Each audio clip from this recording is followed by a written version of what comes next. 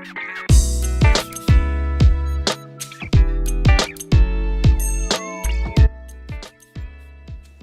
guys, welcome to this circle on overcoming some of the barriers to taking time for ourselves as mums.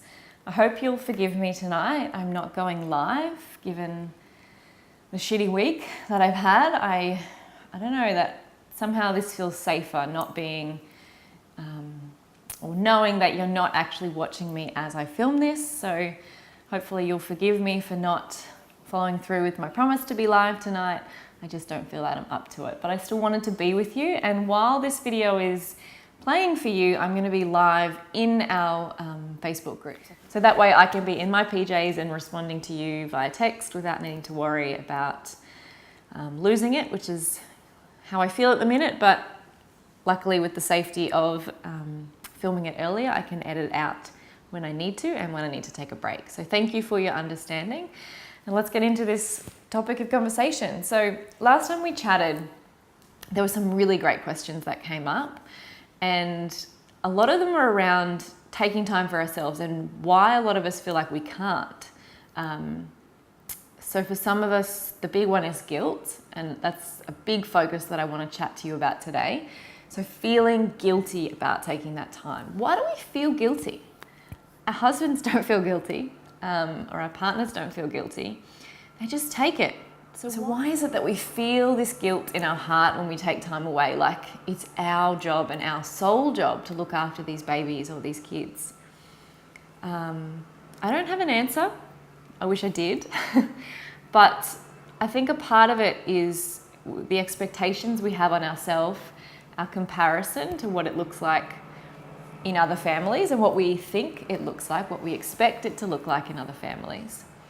And our unrealistic expectations that we should be able to do it all, because the reality is we can't. If we want to be happy women who fulfill ourselves in all areas, I don't think we can be the sole caregivers. I would love to be proved wrong, but for me personally, I know that I can't be with my kids 24/7 and still feel fulfilled in all the other areas of my life, still feel like I'm making a contribution here. I can't physically film this with a child on my lap. It's chaos, I've tried. So I think that perspective in knowing that if you want to make yourself happy, you kind of have to let go a little bit of the one feeling like you need to be there all the time.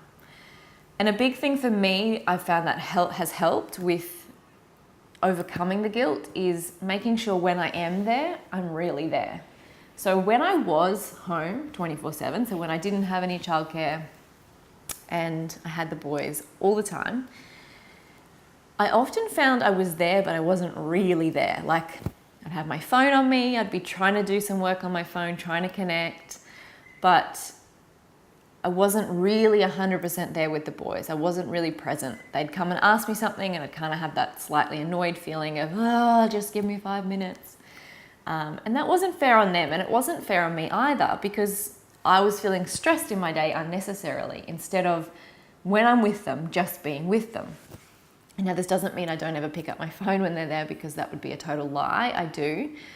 But when I have this space, so when I know I've got a whole day to do the work that I need to do, and I've got the boys in daycare, I've got family looking after them, then on the other day, so the next day, I'm not going to feel any pressure to do the work or to do the things that I need and want to do, because I know that I've had that time. So I can be more present on those days that I have with them wholly and solely, rather than trying to manage it off my phone and really doing a shit job at both things. So doing a shit job at being a mum and doing a shit job at being a business owner.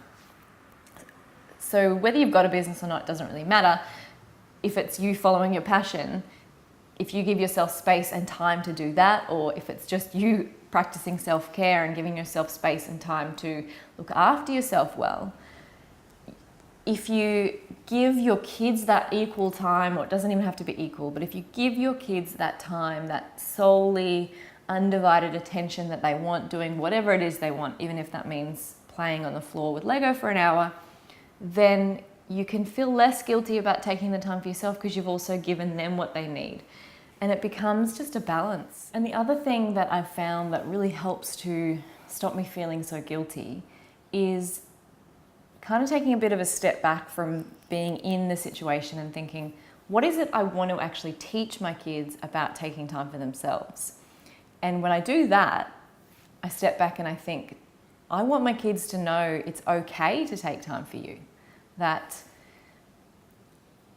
it's not okay to give all of yourself to someone else. I want them to see it as perfectly normal that mum takes time for herself, dad takes time for themselves, and we come together as a family. I don't want them to feel like that's anything unusual or, I don't know, something they should feel guilt about. I don't want to pass on that guilt to them, that thinking this is something self-indulgent. It's not self-indulgent at all. It is essential to being a happy person. So I guess I try to think of it from the perspective of what do I want to teach them? And in that way, it makes me feel less guilty because then it's like, oh, this is a teaching tool. This is me teaching them something that I want them to know. So that kind of helps me as well. That helps you a little bit with feeling that guilt. If you have any specific questions about this that I haven't actually answered, so whether it's specific situations or anything like that, feel free to pop your question in the comment and I'll answer them via text. All right, so moving on, some of the other barriers to taking time for yourself. So money can be a big one. We can feel like when we don't have the money to actually do anything, whether that be for ourselves or whether that be to pay for childcare, we can use that as a barrier to even taking or bothering to take time for ourselves. So I think the first thing is just recognizing it is just a barrier. Me time doesn't have to cost any money. And in fact, I actually find the best time for myself doesn't cost anything. So yesterday afternoon, I was desperately needing some time out. So I just went for a walk, put my earphones in, listened to some free podcasts. And that's all it was probably 45 minutes before dinner. And it was exactly what I needed. And I came back feeling less stressed and ready to tackle another 24 hours of 2 small children. So I think recognizing that me time doesn't actually have to cost anything. It could be simply the cost of a cup of coffee if you go to a coffee shop and read a magazine. And again, I know last time we looked at it, but some of you weren't at last circle, so I'll just repeat this in case you weren't here, that childcare doesn't have to cost anything either. If you can do a swap with another mum, you look after her kids for a couple of hours, she looks after yours. We once upon a time had like a little babysitting swap, so every time you babysat within the group, you earned a credit, and then that credit was paid back by someone else in the group. So it didn't have to be a direct swap. There were a few of us as couples in the group. That works really well. A young high school girl can be a great option. So I have a young girl who comes in one afternoon a week and she just plays with the boys in the backyard for a couple of hours while I do some work or just do something that I want to do. And I literally pay her $10 an hour. And that may seem like slave labor, but she's in high school. All she's doing is playing with the kids. She doesn't have to feed them. She doesn't have to change nappies. If that happens, she just brings them back up to me. I'm there if anything goes wrong. It really just is playing. So if you look at it from that perspective, paying someone $10 to play, she thinks it's a great deal. I think it's a great deal. The boys think it's a great deal. Everyone's happy. So you can always look into that. If you've got family members, maybe cousins of your kids who are older and who can help out, it can just give you that space. So the kids are happily playing. You might not be able to do solid work or anything like that, but maybe just to have a cup of tea by yourself might be enough. So money doesn't have to be the barrier, is the end of the story. There are other ways of going around that, and sometimes the hardest part is admitting to yourself that you're using this idea that you don't have enough money to do it as a block, and that you need to get past that block and actually make the effort. That's the really hard part, making the effort. And the final thing I want to talk about is actually being able to switch off when you take time for yourself, because as a first-time mum, that was one of the hardest things I found. So you finally got past all the barriers, you've got past the guilt, and you're out doing something just for you, and you spend the entire 2 hours thinking about what your kids are doing, checking your phone to see if anyone rings, and by the end of it, you just kind of feel like, oh, I wasted that. I may as well have just been there with them because I didn't enjoy myself. And again, it is just a bit of discipline. So the first thing I'd say is pick something you enjoy doing so much that you just focus solely on that. So that might take a little bit of searching to start with. What is it that you enjoy so much that you can switch off? It might be going out with other girlfriends who have kids, and maybe you do chat about your kids, but maybe it's in a joking and hilarious way so that it's not like you're worrying about them. You are still kind of getting that switch off. Maybe it's that you go out with friends who don't have kids so that they don't want to talk about your kids and you can't go there. Maybe you go watch a movie that makes you switch off. So there are any number of things that you can do. I go to a yoga class and I can switch off. So I often find if I'm bored doing whatever it is I'm doing, so if I don't know, go shopping and I'm not really interested in it, then I find myself thinking about my kids, and it does feel a little bit like a waste. Like I may as well just have them here because I'm not able to switch off and not stop worrying. Another thing that can help is making sure that wherever your kids are, you know they're happy, you know that they're well looked after. So if for instance you leave them with someone who, I don't know, is a family member, but you know perhaps they're going to be fed lots of sugar that you don't agree with, and you're going to come home and they're going to be bouncing off the walls, that's not really productive me time, because you're only going to be worrying about that the whole time and wasting that time to yourself. So you kind of have to weigh it up. Is it worth it for the time to yourself? Can you switch off and go, what will be? Or are you going to worry about it? And if you're going to worry about it, maybe pick someone else. Maybe you need to pay a babysitter. Maybe you need to look into an extra day of daycare.